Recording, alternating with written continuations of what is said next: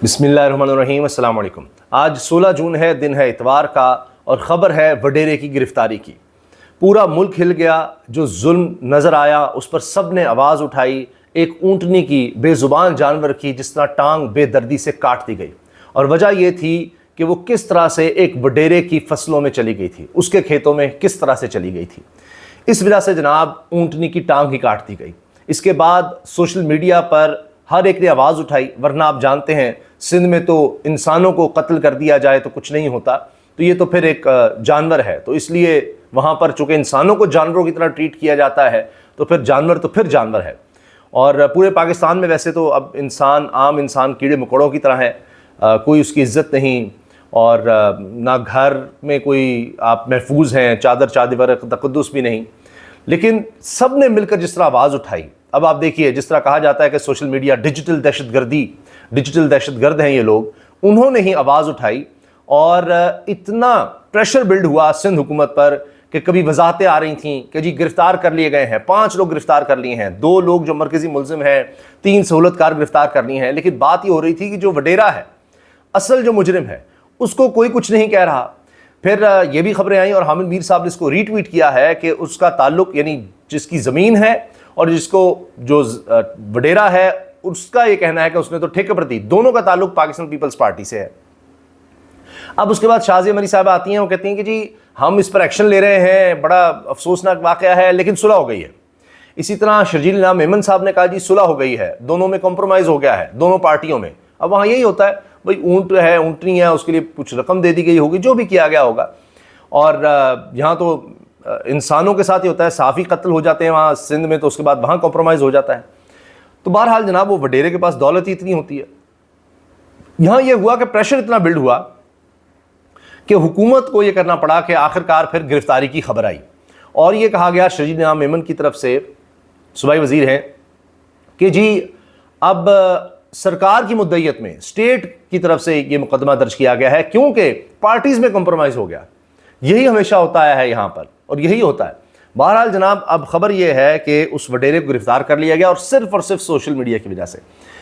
आप देखें, ये जो सोशल मीडिया है, पता नहीं हमारे हुक्मरानों को क्यों समझ नहीं आती। वो कहते हैं कि जिस तरह एक दौर में कोई कॉलम लिख देता था, कोई बात कह देता था, अखबार में चल जाती थी, तो कि जी ये देखें, ये बंदा कह रहा है, इसको उठा लो, इसको पकड़ लो, या ये इसको ठीक कर लो।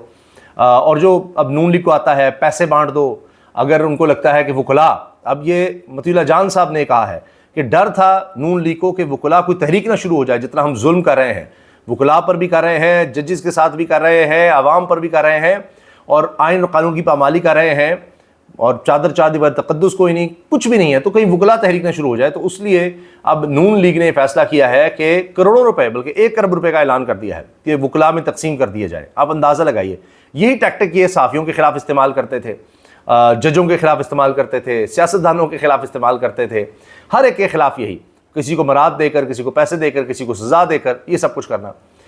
तो अब आप ये देखें कि ये समझते हैं कि सोशल मीडिया को भी हम चूँकि काबू नहीं कर पा रहे, किस किस को पैसे बांटे, वरना तो आदत है, अच्छा जनाब वोट ख़रीदने के लिए किसी को लैपटॉप दे दो, मोटरसाइकिलें दे दो, वो सब काम ख़राब हो रहा है। तो ये समझते हैं कि सोशल मीडिया सबसे बड़ा दुश्मन है, इसको हमने बंद करना है, उसके लिए अरबों रुपया लगा कर जनाब फायरवॉल भी ले रहे हैं।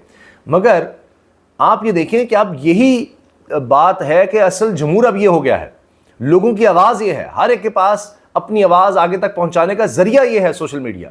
या वो भी दौर खत्म हो गया चंद साल पहले, के बॉट्स बना लेते थे, एक ही आदमी जो है वो यानी 100 आइडेंटिफिकेशंस के साथ जनाब कोई चीज़ बिल्ड कर सकता है, कोई ट्रेंड बना सकता है, कुछ कर सकता है। नहीं, अब लोग ही ट्रेंड बनाएंगे, कोई बयानी ऐसे नहीं बन सकता। लोगों को अगर उसमें पजीराई नहीं है, उस बयानी में या चीज़ नहीं है, तो वो नहीं चल सकती।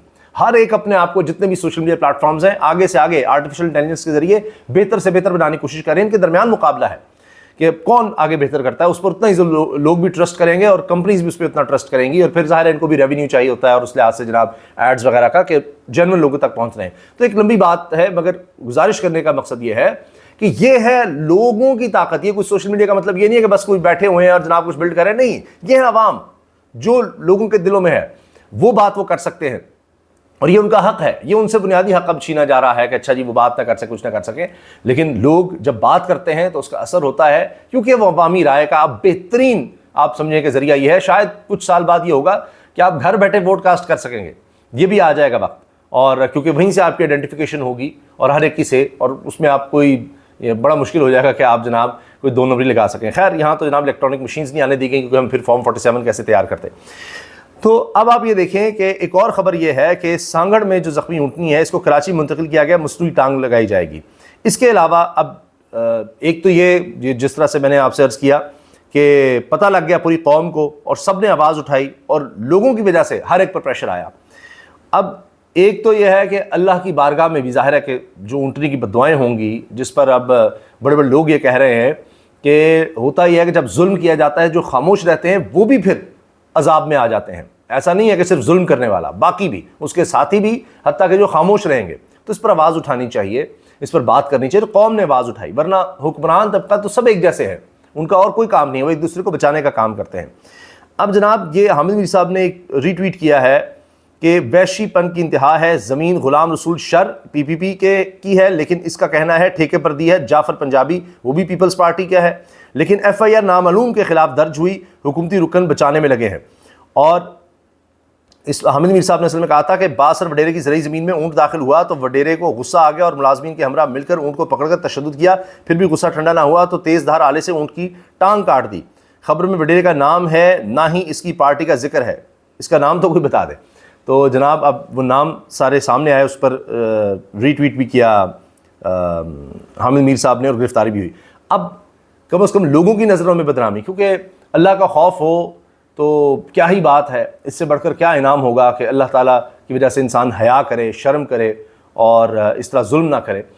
لیکن بہرحال اب یہ ہے کہ پوری دنیا میں بدنامی بھی ہوئی، ہر ایک کو نام بھی پتہ لگ گیا، گرفتاری بھی ہوئی، اور یہ یعنی کم از کم سوشل میڈیا کی وجہ سے اس سارے معاملے کو اٹھانا پڑا اور دبایا نہیں جا سکا۔ اچھا اس پر جناب میں دیکھ رہا تھا، پڑھ رہا تھا کہ گورنر سندھ صاحب بھی میدان میں آئے ہیں اور انہوں نے اعلان کیا کہ جی میں 2 اونٹ دے رہا ہوں اس اونٹنی کے مالک کو۔ اب وہ چلیں اس کا نقصان پورا ہو گیا، لیکن جو جانور پر ظلم ہوا اس کا کیا کریں گے؟ اور یہ بھی خبر آ رہی ہے کہ گورنر صاحب نے، گورنر سندھ کامران ٹسوری نے قربانی کے لیے 100 اونٹ 10 بیل 100 بکرے خرید لیے۔ 100 اونٹ 10 بیل 100 بکرے خریدے ہیں گورنر سندھ کامران ٹسوری نے۔